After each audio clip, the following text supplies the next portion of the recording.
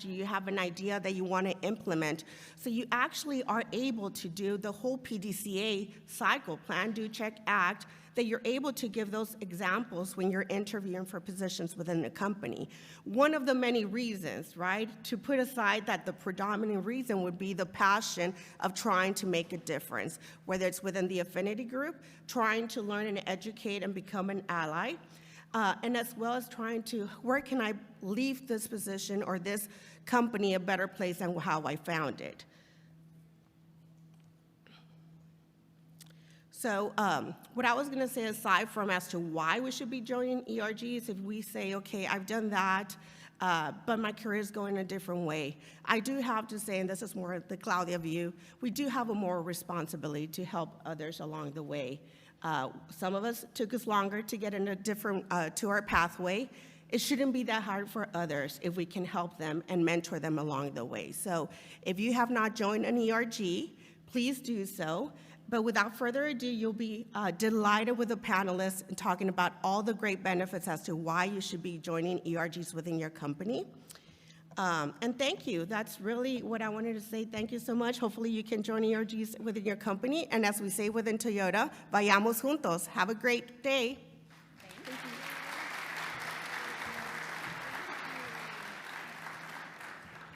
you. Gracias, Claudia. Fantastic. How many of you, and she brought up a great point, how many of you work at an organization that has religious-based ERGs? Oh my goodness, quite a few of you. Wow, that is fantastic. Say some company names if you have those religious ERGs. AT&T, Toyota, Altria. I just spoke there the other day. You guys are awesome. Google, fantastic. For those of you who are leading and managing and working in employee resource group strategy, I challenge you to find those other leaders within this group that have found success in launching those religion-based ERGs, because that is the new trend, that is the innovation, it is the new sort of era of inclusion. Making sure that if I'm a Latina Muslim, I can have a safe and transparent space within our organization to celebrate and resonate, right? With Ramadan. Making sure that those conversations are welcome in the workplace. Making sure that when I wear my hijab in the workplace, you welcome me and you can have those conversations very easily and very transparently, so that it makes me feel like, oh my goodness, there was nothing that I should have been worried about. It's okay to mention this at work because it's part of who I am. And that's absolutely beautiful. This next conversation we're going to have is based on employee resource groups. Some of you work within organizations that are launching affinity groups, ERGs, and maybe even have gotten to the point to launch business resource groups. There's a very big difference between an affinity group that gets together for cultural events, social events, dancing, food, flags, and fun, and then ERGs that have a strategy, a structure, and a budget. And when you get to the level of being a business resource group, that's when you match the budget, the strategy, the leaders to the company's bottom line. Making sure that you can literally say, we built this product within our BRG to solve this challenge for our entire organization. We couldn't find Latino engineers. We helped HR. This is what we literally posted on LinkedIn. This is how many clicks it received. This is how many candidates applied. This many interviews were conducted, and we hired 3 or 2 individuals. Making sure that you can directly connect it to the company's bottom line, whether it's recruiting, whether it's sales, or product development. That's when you can call yourself a business resource group. When you can say, this line item we had in our budget for the BRG is directly connected to that goal for our entire organization. In a few moments, I'm going to ask my esteemed panelists to join me, and they're going to share with you some of the challenges, opportunities, and best practices that they've been embarking on with their many years of experience in running and leading strategy for employee resource groups. I would love to welcome Lucinda, Chris, and Jesus, representing some of these great organizations that we have with us today from PepsiCo, Chevron, and Toyota. So if I can ask my beautiful panelists, there we are. Fantastic, yes, welcome. Thank you. Estamos en familia. Welcome, Jesus. Thank you all for joining me. So I want to begin with you, Chris. You are representing our great Toyota Motor North America. Thank you for being here. That's right, thank you. I would love for you to share with us what your role is at Toyota, how long you've been there, and share with us a little bit about your specific role at Todos, the ERG for Toyota Motor North America. Share with us a little bit more, Chris. Sure. So my role at Toyota, I'm a business operations manager, so we're the ones that, we deal a lot with our dealers. So when they go through the process of selling their store, we want to make sure that it's the dealer that's coming in is not just some dealer that's coming off the street, right? We want to make sure that they're qualified, that they can sell cars, that they're financially stable. So we do a lot of metrics and stuff to make sure that we have the best dealer body that we do, you know. And then as far as my role within Todos, our Todos, like Claudia mentioned earlier, is the Toyota organization for the development of Latinos. And I've been at Toyota for 6 years, and I've been a member of Todos for about 5 of them. And I'm currently the chair. I've been the chair for about a year, and before that I was the co-chair, and I also did development stuff before that. So. Fantastic. Thank you for being here. I hope all of you have your LinkedIn apps open, right? As soon as you see their name and their company flash, you go into your LinkedIn app and you add them immediately.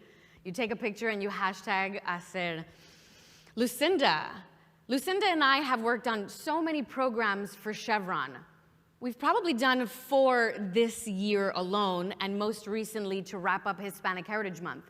In person at their Houston headquarters, which is phenomenal.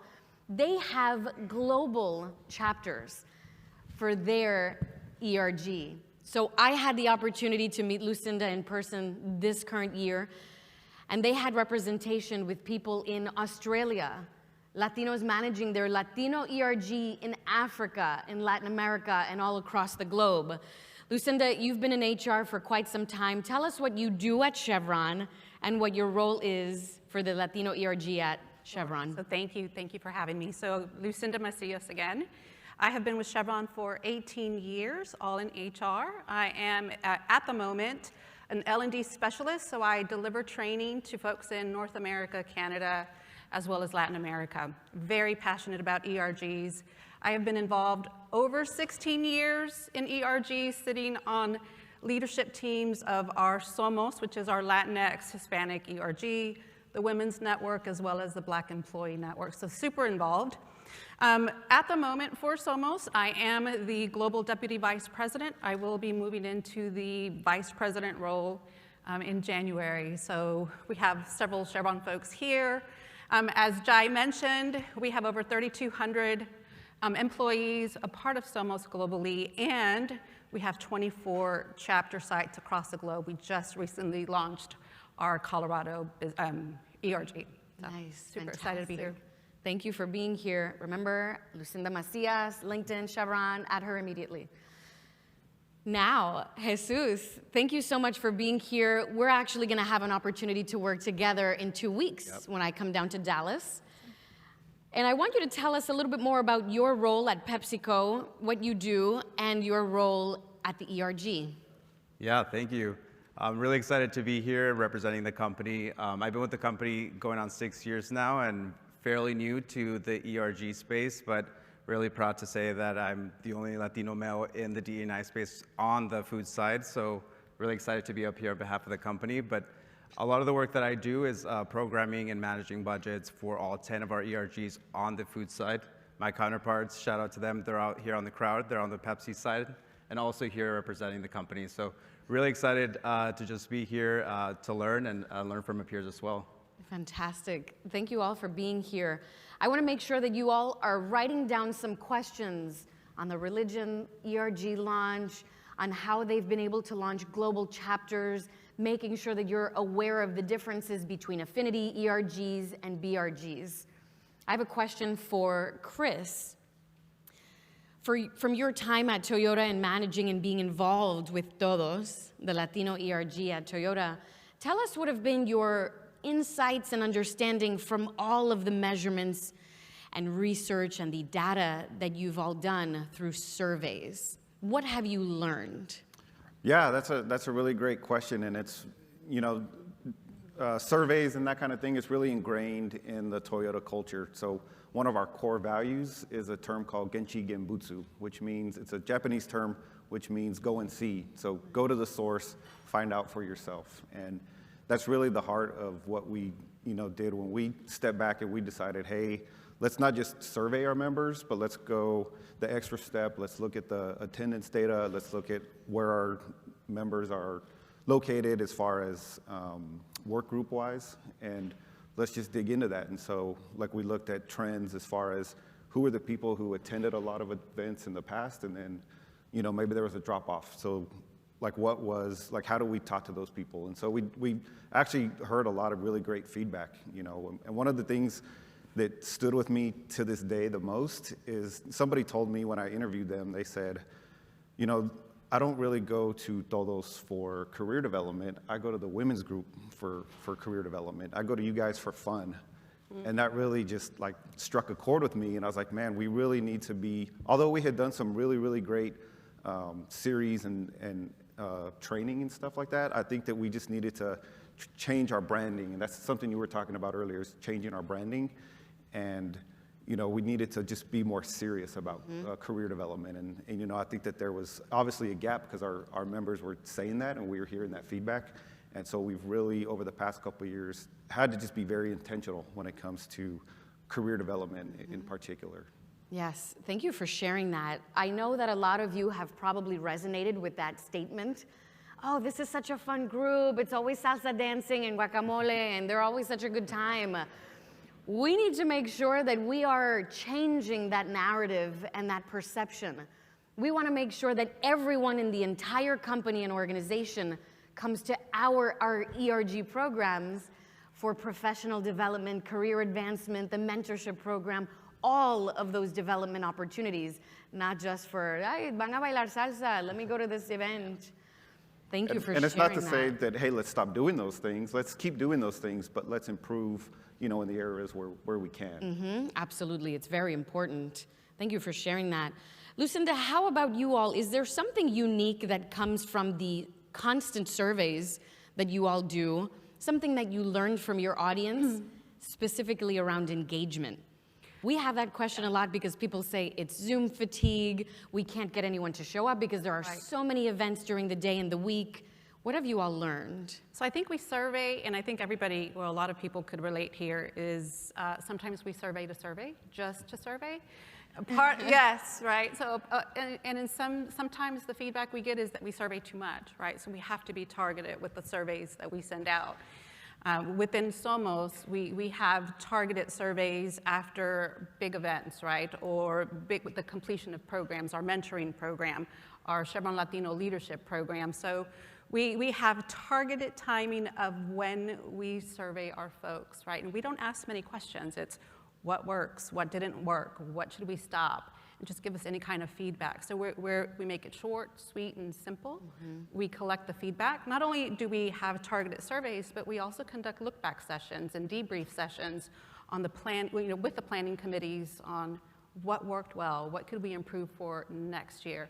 With the engagement piece, especially with us just leaving Hispanic Heritage Month, and for those of you that may not be aware, we just rolled out our Hispanic Heritage Month Planning Committee with Chevron. This is the second year collectively, and we have partnered with all 24 of our global sites to execute events during Hispanic Heritage Month, in person, virtual, hybrid mode. So it did get to be a little bit too much. But it's all great, right? Because we have everything available to accommodate people's timing, people's availability. So we make it flexible for folks to attend whichever sessions are the most important for them. I love that. That's important.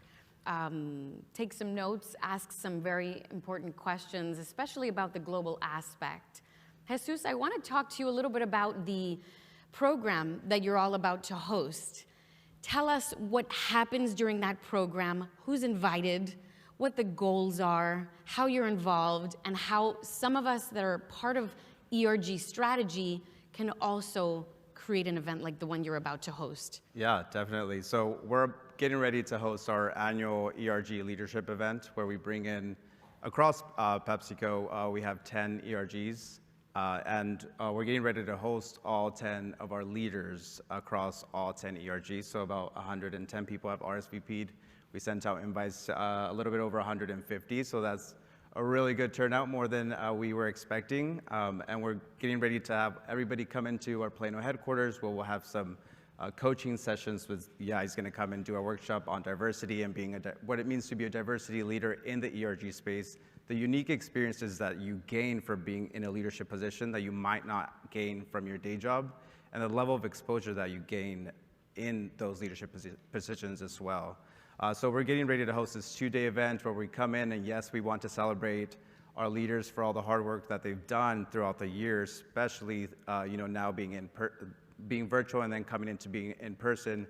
We want to be able to take some time to celebrate our leaders, but also plan, strategize, and see how we're going to take it to the next level for 2023. So really, really excited to meet a lot of our leaders in person, and some of them are sitting here in the room. But also just to see how we can move the needle on the DEI agenda for 2023.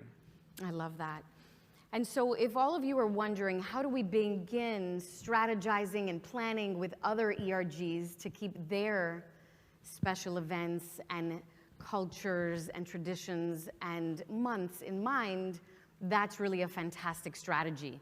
Making sure that we don't show up just during Hispanic Heritage Month to do those few events or 20 events in the months of September and October, but making sure that every single opportunity we have throughout the year, we do it in support and with all the other ERGs that are part of this organization.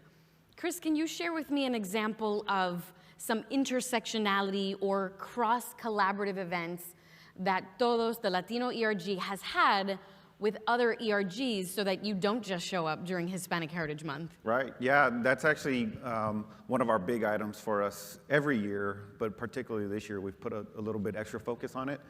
And so, we try to partner up with other ERGs throughout the campus as much as we can. So, for example, we do, if we're talking about like the fun events, like the one that was really popular the last couple of years is we did a drag loteria with the LGBTQ group. Drag loteria. Yeah, that was a lot of fun. Sign me up. And then over Hispanic Heritage Month, we did a group. We have a group called Toyotability, and that for folks with disabilities is the focus. And so we did a whole event on sugar, right? Because it's really about diabetes, because we know that diabetes is one of the #1 killers for the population in general. But when you talk about Latinos, it's much, much higher.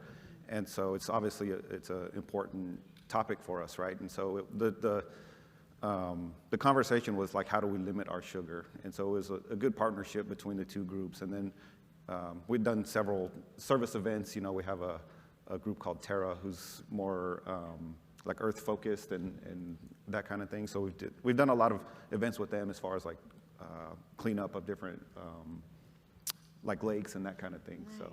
Oh, I love that. Thank you for sharing. So remember, it's so important to make sure that Black History Month, right?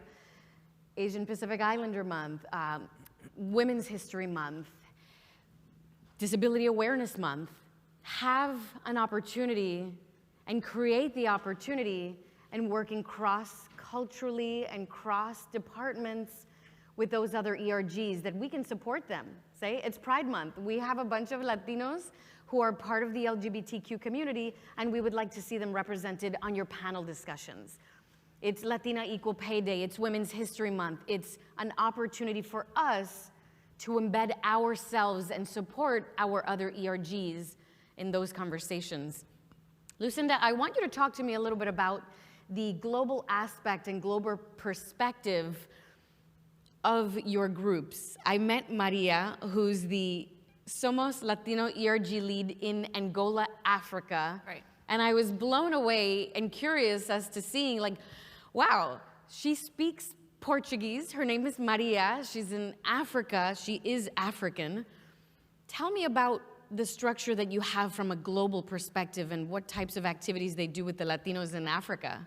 So they have a lot of opportunities there, or not a lot of opportunities, they have a lot of activities. We shut down that site for a little bit, but now we've relaunched it, and Maria, who is our site lead, has definitely taken the lead to showcase some of the global initiatives we have, right, the community engagement. So for those of you familiar with, in Africa, we have a lot of malaria, we have a lot of AIDS.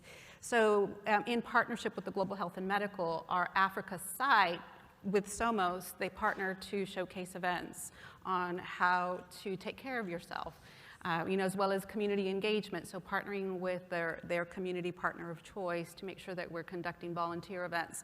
But we have global sites. We have 24 sites. We have maybe half in the US, half outside of the US, and they follow the initiatives that, from a global perspective, that our global leadership team set out for our ERGs.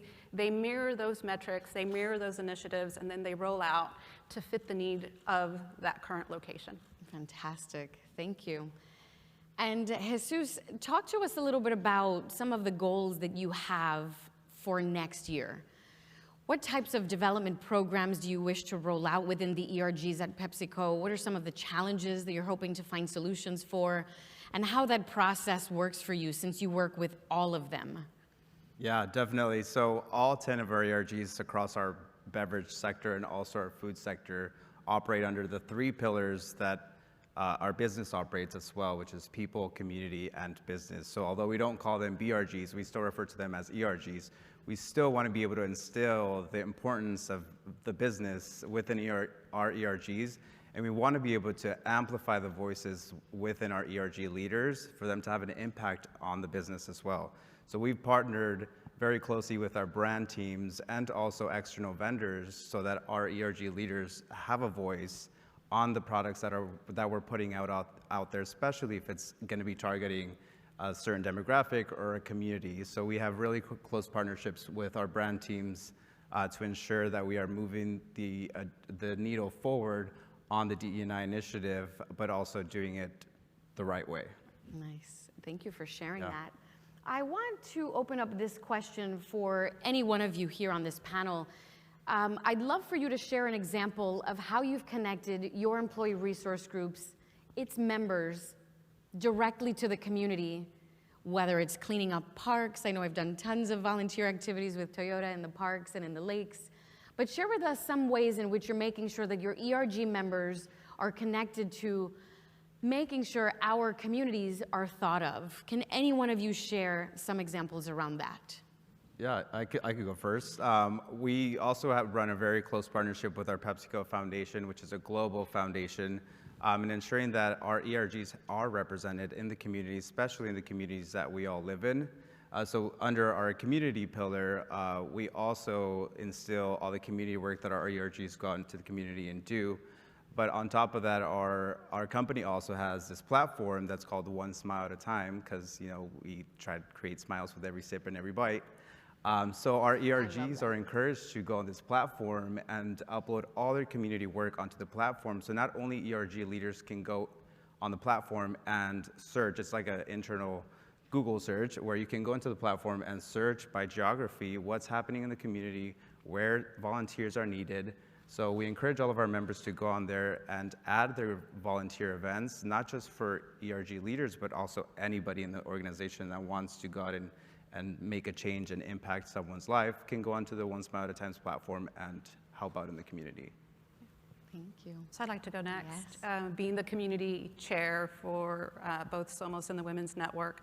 With Somos, we highly encourage each of our sites to select a community organization of their choice so that they can participate, maybe give any kind of donations of time, maybe a social investment. So for example, when in the Houston site, when I was the site lead back in the day, we had a partner of choice. It was the Bakersfield Ripley House, and it was the local community center for Latinos. And we would partner, and the intent to partner with them was it's a two-way partnership, right? So not only are they getting a company of choice to partner with them, but they're giving us opportunities to volunteer. So we would have every summer khakis and collars, where we would hand out uniforms to all of the children. We would host the Immigration and Citizenship Forum, where our volunteers would translate all of the documents so that folks can apply for their citizenship. So it's a two-way win-win for both organizations as well as our companies when we have the partnership. And not only that, with Somos, we do have, from a global leadership standpoint, metrics established where we want all of our sites to conduct at least one community engagement event per year. So. Yeah, and for us, I think the thing that I'm most proud of probably, and this is almost just overall, is we have a program at Toyota called E3 Mentorship. And so it's engage, empower, and elevate. And so what we would do pre-pandemic, we work with a school in West Dallas in an underserved part of the Dallas area. And pre-pandemic, we used to bus the kids to our campus. So it's just an opportunity. So these are, 7th to, well, this is our 5th year now. So we add a year every year. So now we're at 11th grade. But, we would bring these kids to campus and they get to see that this is possible for them, right? It's just the opportunity for them to do that. And then so we would have a lot of our team members that were mentors to them. And then you talk about things like career development and just planning for college, applying for college, writing down their goals, the growth mindset versus fixed mindset. And you just see the change in these kids, and they go from these shy little 7th graders. And if anybody's ever just tried to get answers out of a 7th grader as far as their, what are your goals? It's like pulling teeth sometimes. But they go from that shy 7th grader to, a year later, they're opening up and they're sharing all these things with you. And you're just like blown away sometimes at the ambition that some of them have, but you have to get that out of them. And nobody's really taken the time to work with these kids. And these kids are not the all A students. We work with the kids that are, those ones that are like the B and C, maybe A- students, but they're the ones that are most at risk of, you miss an assignment or two and they start falling off, right? And so post-pandemic, we now do it mostly virtually, but then we try to do a couple of times per semester where we get to meet with them in person, and then to hear them just give us the feedback that, hey, you're making an impact on me. That, me coming to meet with you is, like I've seen an impact, and when they start opening you up and telling you about that, it's just so rewarding. I love that, and I'm sure that you're going to see a lot of those children and kids and students evolve into great leaders and potentially apply at Toyota, right? That's the goal. Right? Building that pipeline. I love that opportunity and that example of making sure that you can do something as simple as reaching out to your local high school, going in for a career day, or bringing them into the office when most of the individuals are there working. Having these students and children simply see somebody like us that looks like them in a suit at an office, in front of a desk, engaging, communicating, working, makes a huge impact and difference. And so if you can do something as simple as that, take a note from their book. I want to double click on one of the words that you mentioned, which is mentorship. Can any of you share any sponsorship or mentorship program examples that you've launched under your ERGs? I know that they're challenging because sometimes you assign a mentor or a sponsor that doesn't really resonate with you or your personality or your goals, or doesn't even call you, right? And we know that. So it brings a lot of challenges, but can you all share an example of opportunity or success that you've had? I'll go ahead and start. So as a result of a survey, right? So this is when surveys are effective. We were able to work on our mentoring program, and our Somos mentoring program has now increased its membership by 1,000%. So we've just now deployed our international pilot of our mentoring program. So we have 2 mentoring programs. We have our early career mentoring programs, and that program is for the folks that maybe 1 to 5 years, 6 years of experience. And then we have our mid-management mentoring program, and those are the folks that are mid-career program, And we solicit mentors, we solicit mentees, and it's a relationship, right? It's a win-win relationship. So not only is the mentee learning, but the mentee is also teaching the mentor how to, stuff about life, about, just reverse mentoring. So we have seen, when we kicked off our mentoring program a couple of years ago, I mean, we probably had 10% of our Somos population involved, right? Because it is time consuming. Being in an ERG, even on the leadership, we're volunteers, right? So this is our job on top of base business. So we take that into consideration with mentoring as well, that it's a side job. And we just have stellar mentors. We also have a Mentor of the Year award. So that's also added a little bit of spice. I love it. To our mentoring program. So. Thank you. Does anyone else want to share on mentorship programs? Yeah, I would say for us, we also put out a great survey, and we all love a really good survey. But we put out surveys just asking for our higher ranking leaders to volunteer as mentors, as well as anybody looking to be mentored as a mentee. But we really heard our ERGs when they said that they wanted to play a bigger role in the mentoring, and we call them mentoring circles. So we operate these mentoring circles across all 10 ERGs, and they each operate like single units per ERG. But the cool experience is that every year we rotate on which ERG is going to be the head lead of the ERG circle. So they plan, coordinate, send the surveys, and they do it across all 10 ERGs. So when you want to get really good critical experience and network across different teams, different sectors, this is a great opportunity to build relationships, network, and meet new people. So this year, our Women Inclusion Network, so our female-based ERG, is running the mentoring circles, and they're getting exposure across all 10 ERGs with high-ranking seniors across all 10 ERGs. So it's a really great opportunity to network, build relationships, and meet other folks in the DE&I space as well.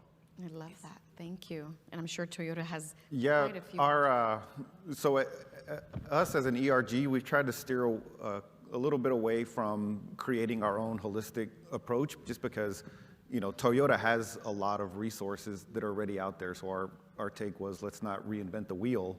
Like, a lot of those resources are already out there. We have mentoring programs through Toyota that are not just within Todos. But I mean, we do obviously see a big part that mentorship plays, and I mean, for me personally, I've had personal mentors, a couple of them are in this room, who have, had an impact on me. And so we've put a lot of content around mentorship, and we've done different sessions and different topics, right? So it's not just what is mentorship, but then like, what's the difference between mentorship and sponsorship?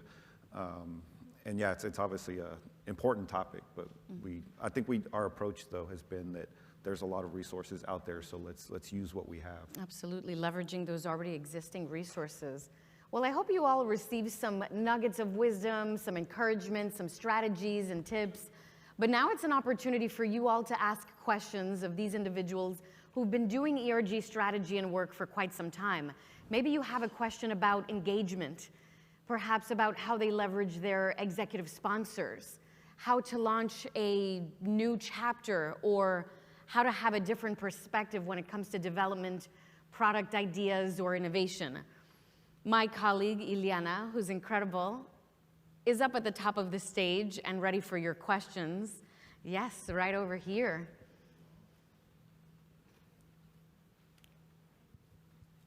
Thank you, Liliana. Natalie Manjarres. I actually lead the Latino PBRG at Bristol Myers Squibb. We're a PBRG. We're a business, people and business resource group. And actually going to that, how is that you managed to go beyond the allyship? Everybody is an ally. But to really create this group of co-conspirators, because sometimes I feel like the diversity work is pulled all on the diversity populations. And it ends up being a lot of work. The diversity tax is tremendous. So how do you go to create this group of co-conspirators beyond your executive sponsor, beyond your DEI chair, to make sure that diversity tax is not exclusively on the diversity populations? Beautiful question, and thank you, Bristol Myers Squibb. I can take this one. I mean, for us, and this is a problem that plagues, I think just about every company in corporate America, is just that lack of Latinos in leadership, right? And so I think that one of the things that we've intentionally tried to do is let's reach out to people who are outside of our affinity, right? Like who are non-Latinos, because we would love to look up and see our leadership just full of nothing but Latinos, and it's representative of the population, but we're not there yet. And so until we can get there, we really do have to rely on others. We have to pull in as many people as possible. And I've found that anytime I ask somebody, they always tell me yes, or it's 90% hit rate. They tell you yes. And so I think it's a matter of being intentional and finding those allies, but then the work is also on you to approach them.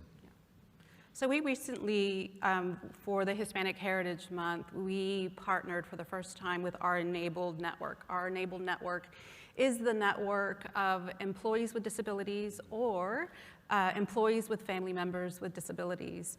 And as Somos, right, our motto is Somos una familia, we're all family, and we treat all of the ERGs, so we have 12 ERGs at Chevron, and everybody within each of the ERGs to us is familia, and they consider us their familia as well. So with the intersectionality with our enabled partnership for Hispanic Heritage Month, again, this was the first time we hosted this, and the topic was abilities in the Latino culture. So as you all know, we don't talk about disabilities in the Latino culture. So we were able to bring on 3 amazing panelists from Latin America. And in all of these sessions that we host with intersectionality, right, trying to debunk the myths of disabilities in the Latino culture, we ask our panelists, how can we be better allies? How can we better support you, regardless of what the intersectionality is?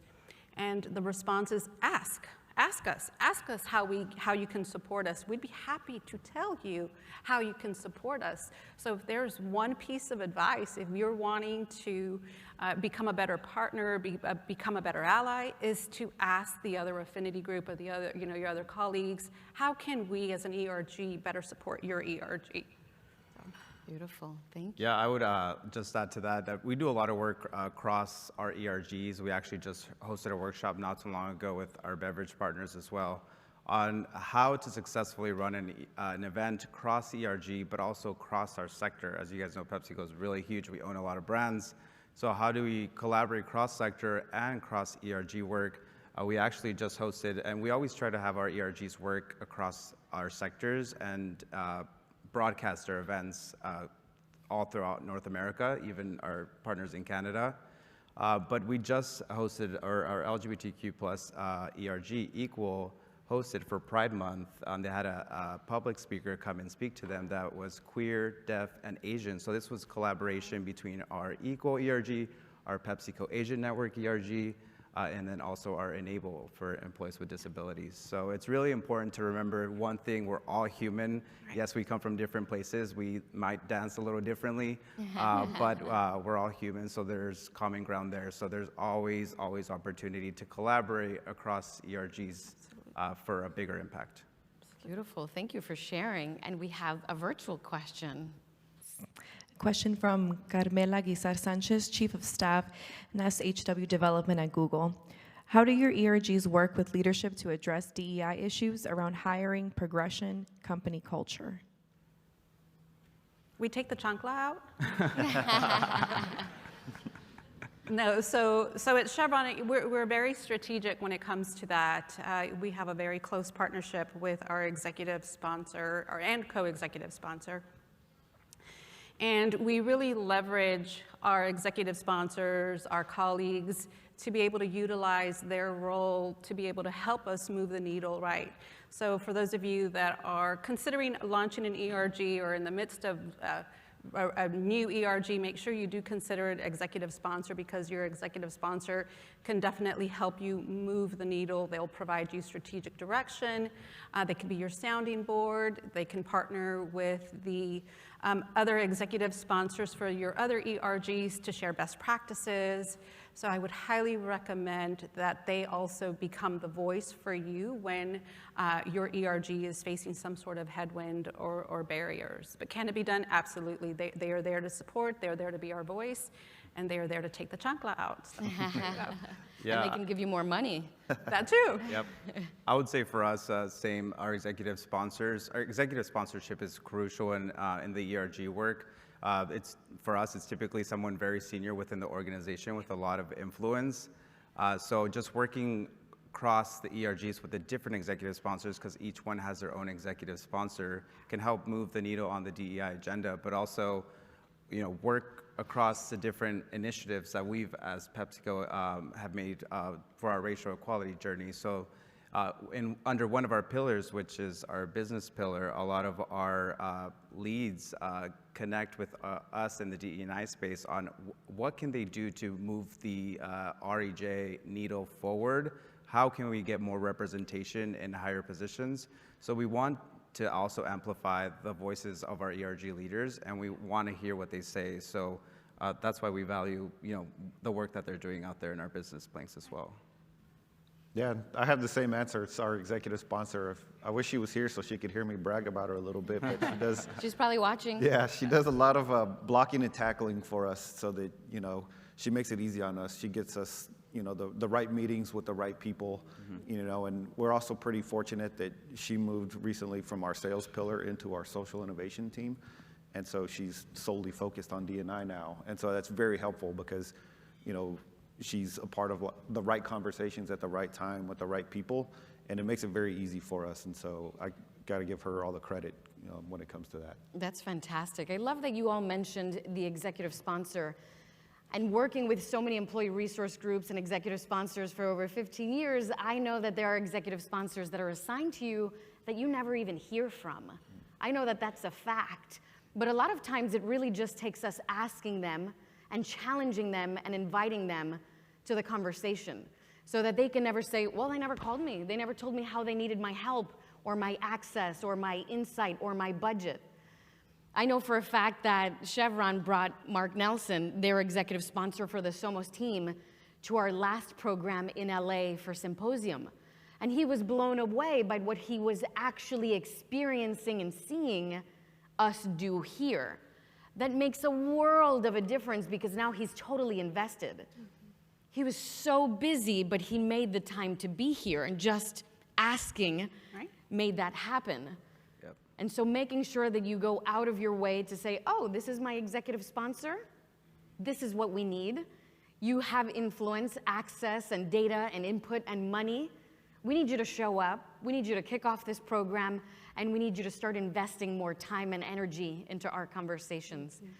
I want to thank our incredible panelists. Thank you all for your wonderful questions. You can clap for them because we're going to stand up for a picture now.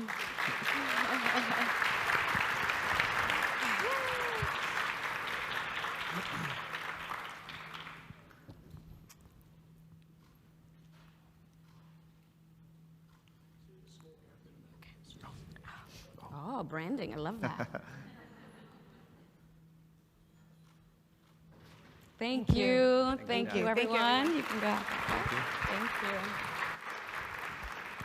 you. Wonderful. Thank you all so much for your great questions, your engagement, your energy. And now we're going to focus on something that's also important, cafecito. Because I know that you're ready to buy me a latte. So we expect you to back here in this room at 11 a.m. so that we can begin and continue the rest of our day. Go enjoy some cafecito. We will be back here at 11 a.m.